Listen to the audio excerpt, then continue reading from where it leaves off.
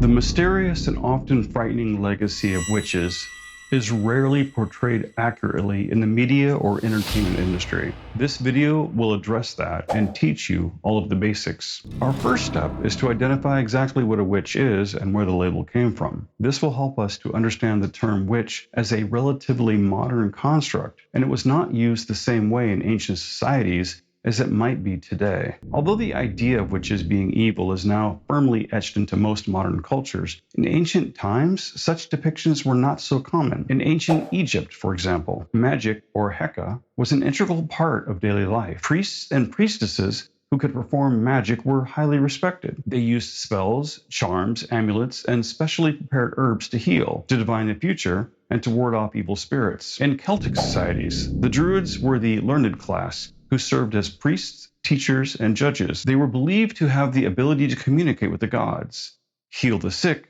and see the future. In ancient Greece, the priestesses of the Oracle of Delphi were considered to be the most powerful seers in the ancient world. They were consulted by individuals and states alike for advice and predictions. From legend and mythology all around the globe, both benign and malevolent, there are too many examples to name. Many of their reported supernatural powers are, however, very similar, if not identical. They are healers, prophets, transformers, royal seers, and they possess the power to command the elements. They are often wise and helpful figures. The perception of these wise and useful men and women only began to change with the rise of Christianity in Europe. The church viewed witchcraft as heresy and linked it with devil worship. This shift was particularly evident during the Middle Ages and the early modern period, culminating in the infamous witch hunts and trials of the 15th to 18th centuries. The earliest recorded use of the term witch is in the Law Code of King Alfred the Great and the Laws of Alfred, which date to approximately 890 AD. In Alfred's text, he states, "If witches, diviners, perjurers, murderers, or notorious adulterers are found anywhere within the land, they should be driven out of the country, and the people cleansed. If they refuse to leave or continue their actions, they may face severe punishment or be forced to make amends to those they harmed." In Old English glossaries, the word used to describe witches translates to meaning diviner or soothsayer, which seems to indicate they filled the role of fortune tellers in Anglo-Saxon times. In the 15th century, the theologian Johannes Nider passionately warned against what he and other writers of the time called Maleficus, a label used to describe what we today would call a witch, a person who performed harmful acts of sorcery against another. Our present-day dictionary defines maleficus as an adjective meaning harmful, noxious, injurious, wicked, criminal, nefarious, and evil. He claimed that these evildoers could control the elements, summoning destructive winds and enormous hailstorms. He said witches could make animals and humans sterile.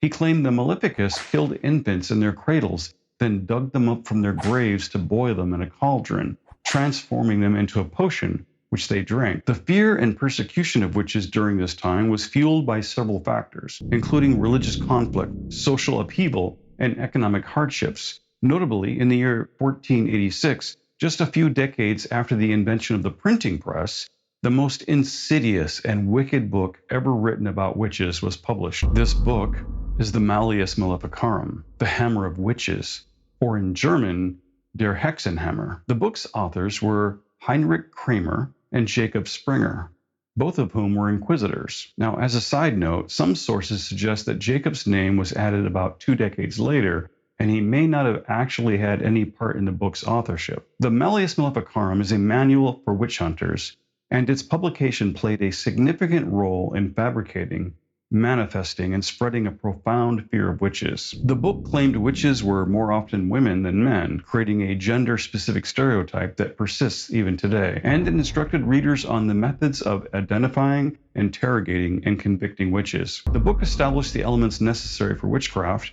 and claimed failure to believe in the existence of witches was an act of heresy against the Catholic faith. It also claimed that witchcraft was real because the devil is real and witchcraft gained its power from the devil, which is a bit like saying Spider-Man must be real because comic books are real and therefore duh. It was between 1560 and 1660 AD that Europe experienced the height of its moral panic concerning witches, and as a result, thousands of innocent people were tortured and murdered. Shakespeare is believed to have written Macbeth around 1606 AD, and his portrayal of witches is certainly a reflection of beliefs common at that time, which was a mix of fear, superstition, and fascination.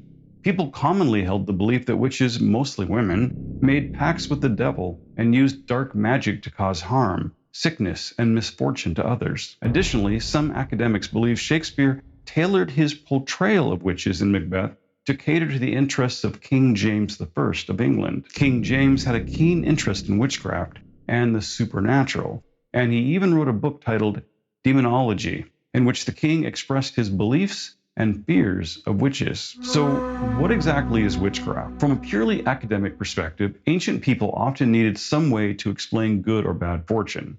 By assigning such events to a source, either a person allied with supernatural forces, or by direct influence from supernatural forces, such as fairies, demons, or deities, it helped them feel like they had some control over their environment. If you could appease, exorcise, defeat, or in some way interact with that which was responsible for the harmful or beneficial effects in your lives, they believed they might alter both the effect and the outcome. For our purposes here, it is important to understand that in perhaps every ancient culture, witchcraft was only bad when it was performed by the other. In every religion, even today, you will find examples of magic performed for the benefit of the faithful. Magic is only deemed harmful and evil when it is in the hands of those outside of the region's dominant faith. In many tales about witches, they are capable of flight. We might be most familiar with the witches' association with a broomstick, but they have also been known to ride pitchforks, shovels, animals, and in some cases, they are propelled solely by their innate supernatural powers. Some historians suggest the image of witches flying on broomsticks might have originated from pagan rituals.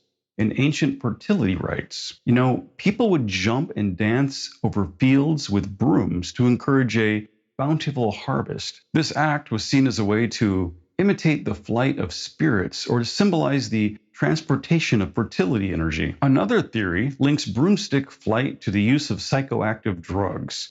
It is believed that witches may have applied toxic substances such as belladonna or herbane to broomsticks and rubbed them on their bodies. Absorption through the skin or inhalation could have caused hallucinations or trance-like states, giving them the illusion of flying. And what about the legendary witches' coven? The concept of covens is actually more closely associated with modern witchcraft and neo-paganism. In reality, such things may have been fabricated out of fear, since the idea of witches gathering in groups or covens dates back to medieval and early modern European witchcraft trials. Back then, it was believed that witches covened in secret meetings to conspire and practice magic. These beliefs were part of the witch hunts and hysteria that occurred during that period. However, the historical reality of covens during those times is still a matter of debate among historians, meaning it probably never happened, at least in the way it is often portrayed in fictional tales. So that is really it. And I would love to hear your thoughts in the comments. I'm your host, Aten, here at Aten Paranormal, and I really appreciate your support by liking this video. And if this is your first time here, please subscribe and turn on notifications so you don't miss any future uploads. I cover paranormal and occult research, true crime, and mental health, because in one way or another, those topics are typically connected. Thank you so much for watching.